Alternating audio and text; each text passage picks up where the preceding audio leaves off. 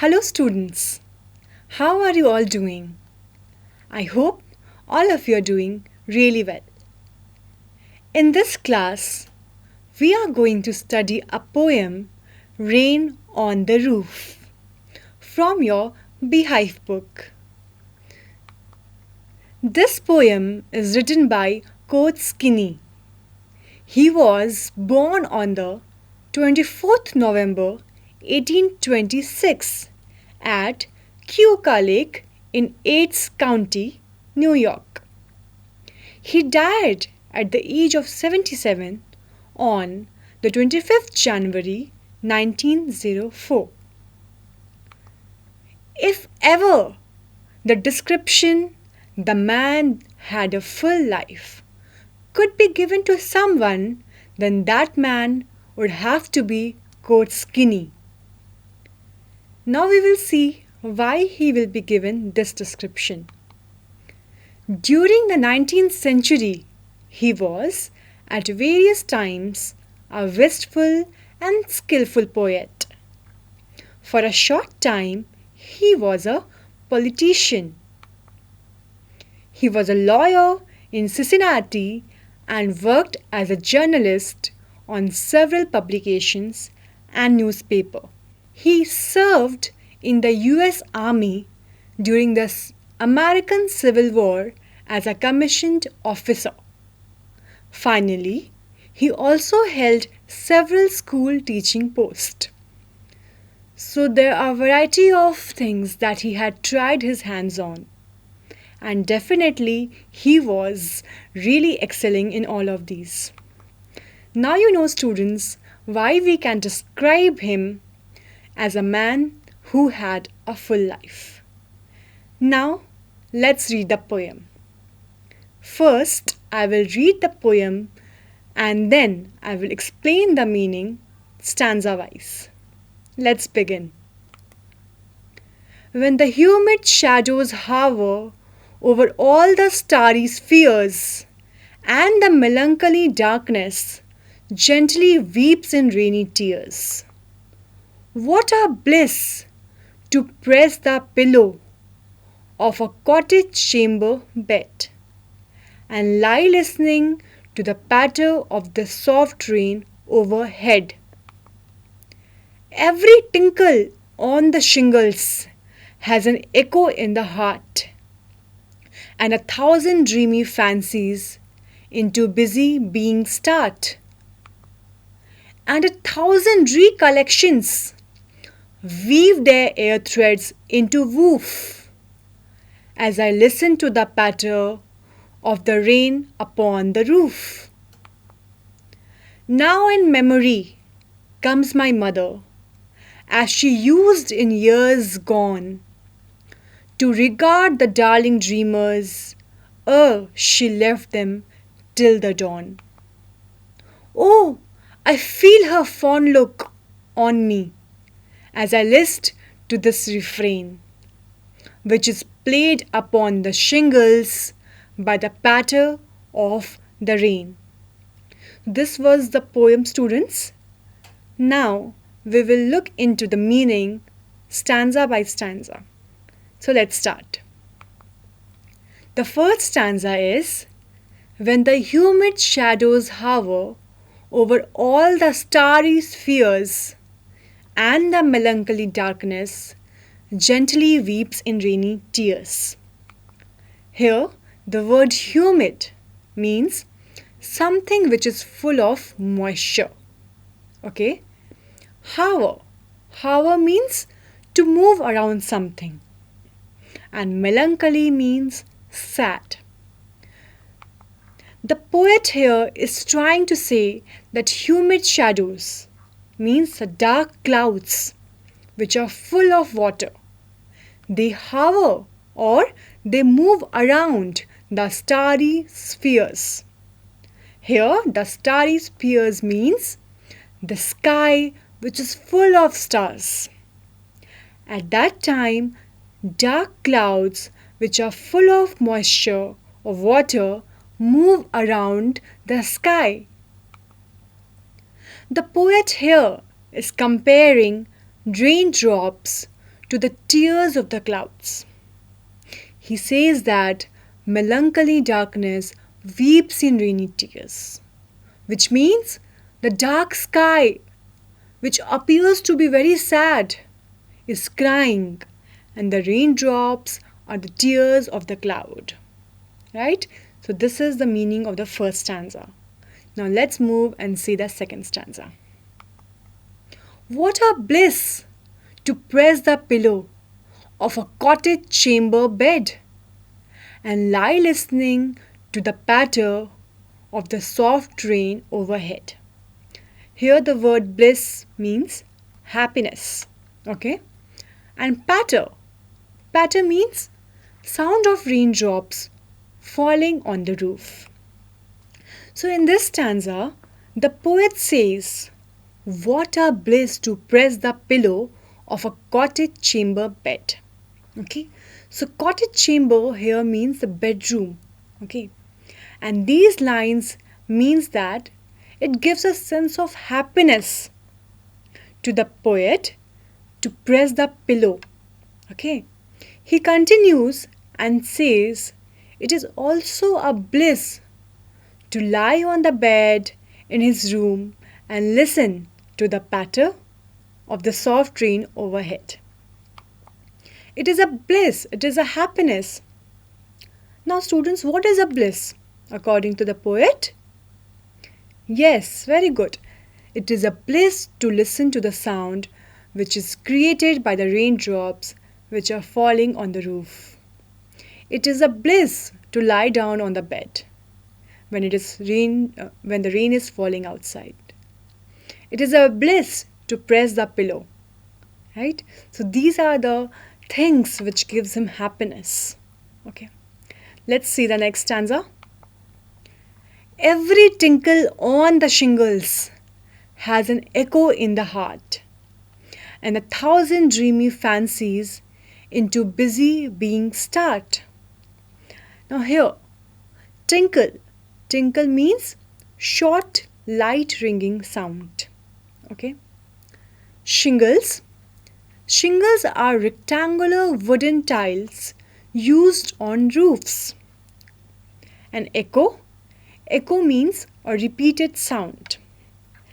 Now, I'll show you a picture of shingles so that you can clearly understand the meaning. Here you can see the rectangular tiles which are put on the roof of the house. And in the first picture, you can see, students, the rain is falling on the shingles and it is making a tinkle sound. Okay, now let's understand the meaning. The poet is expressing what he feels when he hears the raindrops falling on the rooftop of his house. He says that every tinkle on the shingles has an echo in the heart. With every raindrop falling on the shingles, there is an echo, there is a repeated sound in his heart.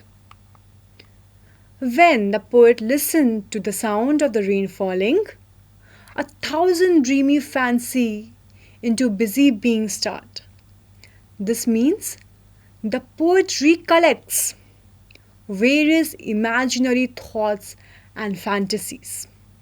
And not one, not two, not three, but thousands of dreamy fancies are coming into his mind. He's recollecting the thoughts and fantasies. Okay? We'll see the next stanza. And 1,000 recollections weave their air threads into woof as I listen to the patter of the rain upon the roof. So here you can see the meaning of woof is it's a weft. Okay. And what is the meaning of weft? Is the thread woven across the loom. I will also show you the picture for better understanding. And patter, the word patter means the sound of raindrops falling on the roof. So you know, students, you might have also heard that when raindrops fall on the roof, it makes a sound. And that sound here is called as patter. Now here you can see in this picture the description of weft is given. You can see, right, the weaving of threads into crisscross fashion. The one is called as warps and the other one is called as wefts. Now we will see the meaning of this stanza. The poet says that the sound of the rain falling on the rooftop brings back 1,000 recollections in his mind.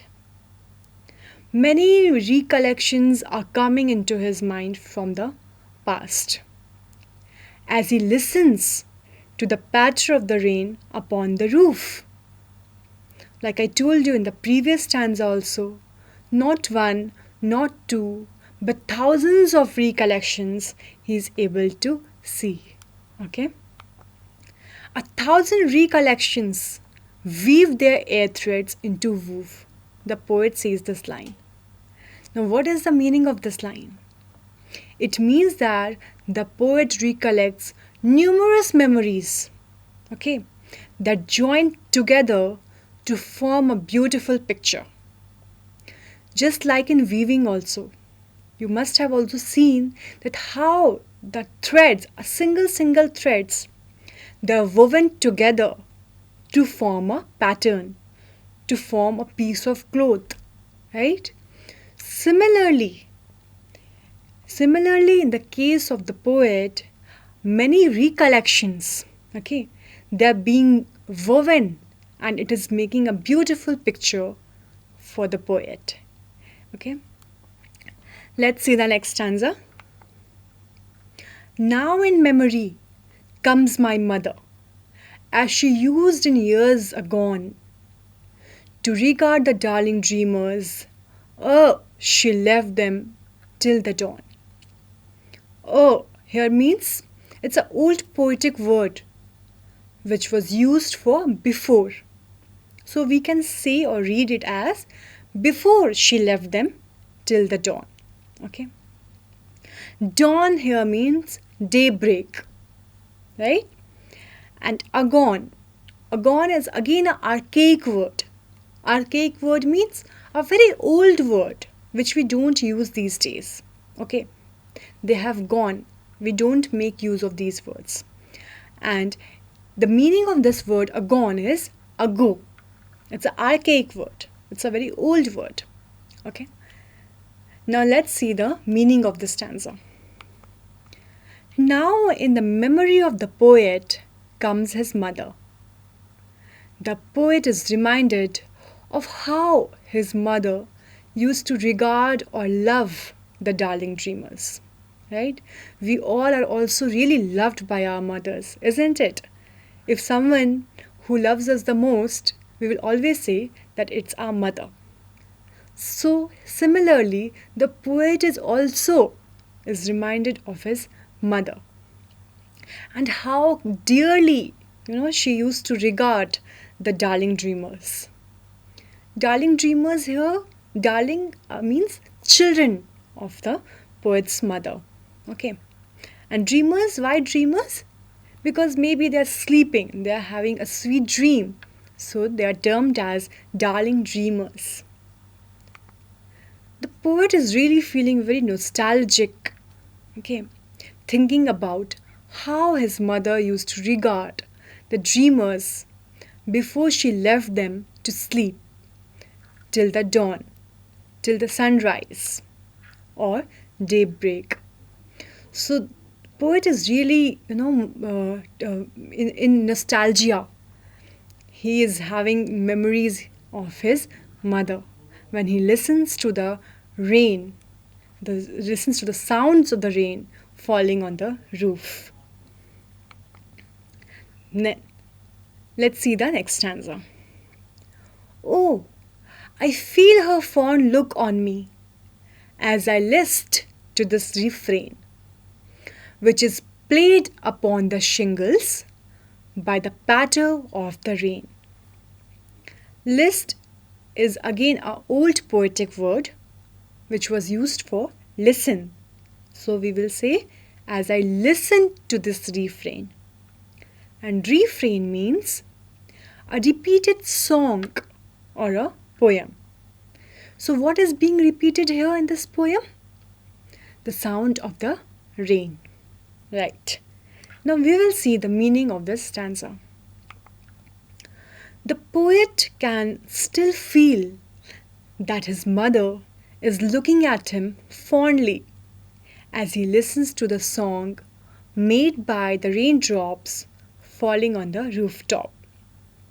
The refrain or the repeated sound of the rain played by the patter of the rain upon the roof refreshes the memory of his mother, and he could still feel as if she was alive. She was still, looking at him very fondly and loving and caring for the darling dreamers.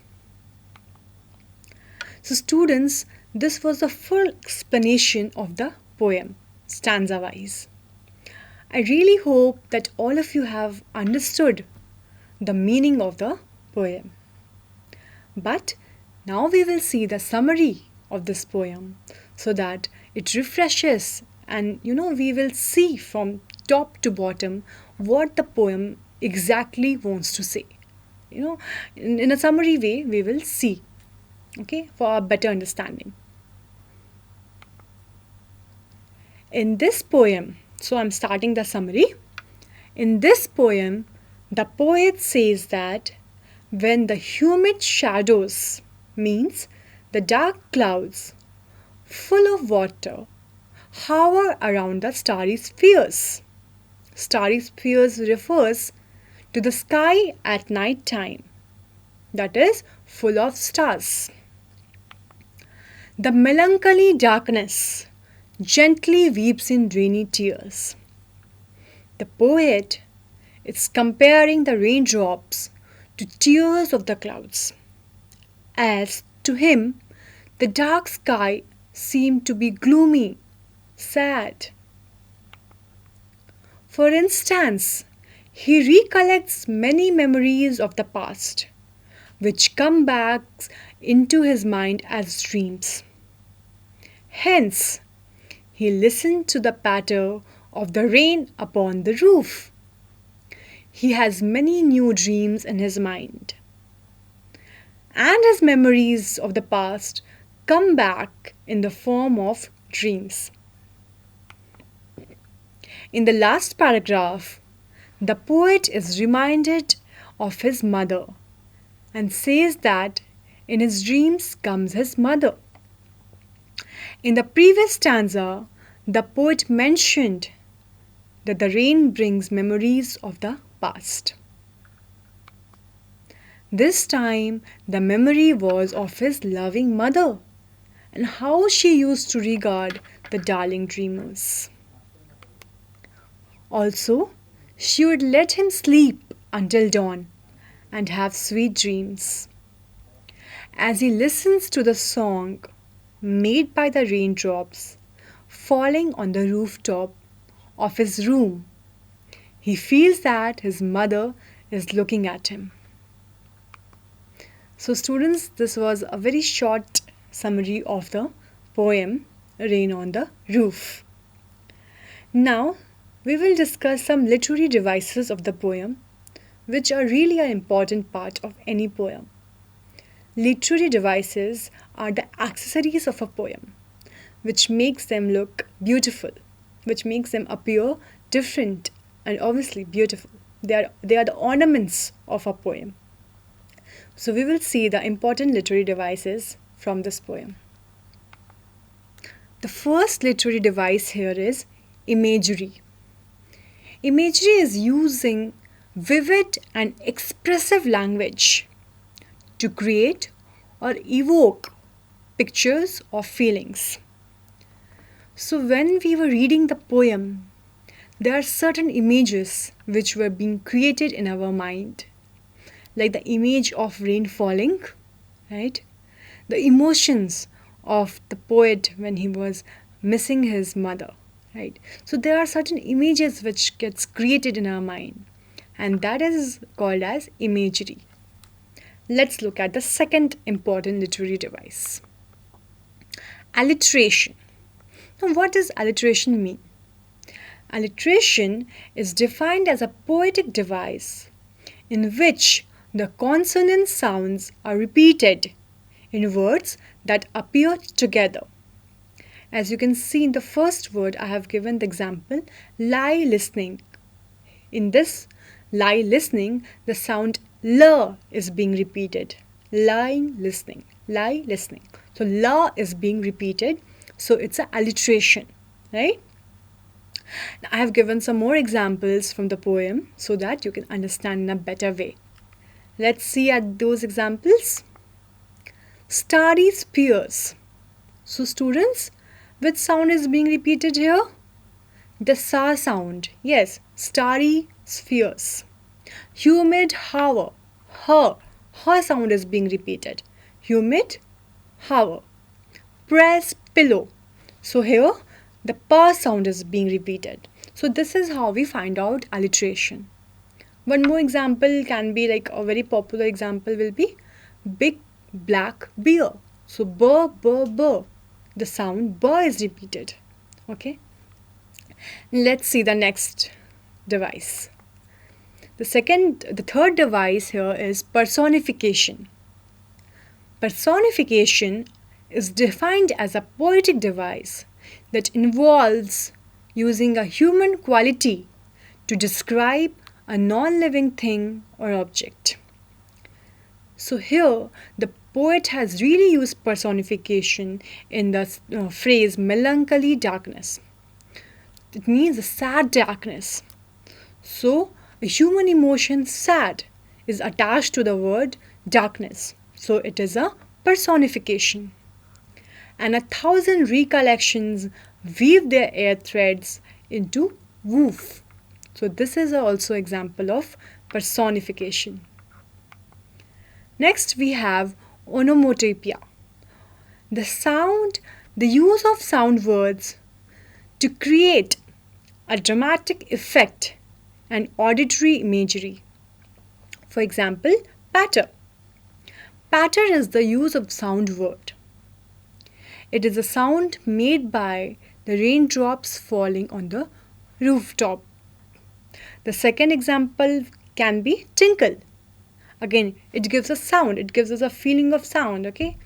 So that's why a tinkle is the gentle musical sound that a droplet makes. So these two are creating a dramatic effect, right? They're creating an auditory imagery. So these are the examples of onomatopoeia. Okay, let's see the next one. Rhyming scheme. Now, rhyming scheme is a pattern of rhyme that comes at the end of each line in a poem. Okay, so the last words of each line. The example can be sphere tear. Okay, right, you can see the rhyming. Sphere tear. Heart start. Again, these two words are rhyming. Woof roof. So they sound so similar to each other. So these are the rhyming words. And that is how we find out the rhyming scheme. So rhyming scheme of this poem is A, B, C, B, D, E, F, E. Okay. So these were the literary devices of the poem. Now we will discuss the questions given in your book. Let's see. First question. What do the following phrases mean to you? Discuss in class. So there are some phrases and we have to discuss what these mean. So there are humid shadows, starry spheres, what a bliss, 1,000 dreamy fancies into busy being starred, 1,000 recollections weave their air threads into woof. So one by one we will see what they mean. First one is humid shadows. It refers to the dark clouds which brings rain. Okay, next one. Starry spheres. So I told you students, right? The sky which is full of stars is said to be here the starry spheres. What a bliss. It refers to the happiness of the poet when he presses the pillow lying in his cottage chamber bed. Next one is 1,000 dreamy fancies into busy beings start. The poet starts recollecting the past and finds himself lost in imaginations and dreams. The next one, 1,000 recollections weave their air threads into woof. It means that the poet recollects numerous memories that join together to form a beautiful picture. Just like in weaving, the threads are woven together to form a pattern. The next question, what does the poet like to do when it rains? When it rains, the poet likes to lie on bed in a cottage, press the pillow and lie and listen to the patter sound of the rain. Next question. What is the single major memory that comes to the poet's mind? Who are the darling dreamers he refers to? This question has two parts. We will see the answer. The first part, the answer will be the poet's mother is the single major memory that comes to his mind. You remember, students, right? That he is really, nostalgic. He's missing his mother. Darling dreamers means the poet and his siblings who are darling to poet's mother, who dream while they sleep till dawn. The next question, is the poet now a child? Is his mother still alive? No, the poet is not a child anymore, and his mother is no more. But her memories still comes in his dreams. So dear students, we have come to the end of the class. I really hope that all of you have enjoyed the poem thoroughly. I also hope that this poem inspires you to make a composition of yours. And you also pen down your thoughts when it rains. So whatever comes in your mind, just jot it down. It can be a very short poem, but it will be really special because it will be your own, right? So with these hope in my mind, I would like to conclude the class and we will meet soon in the next class. Till then, bye and take care.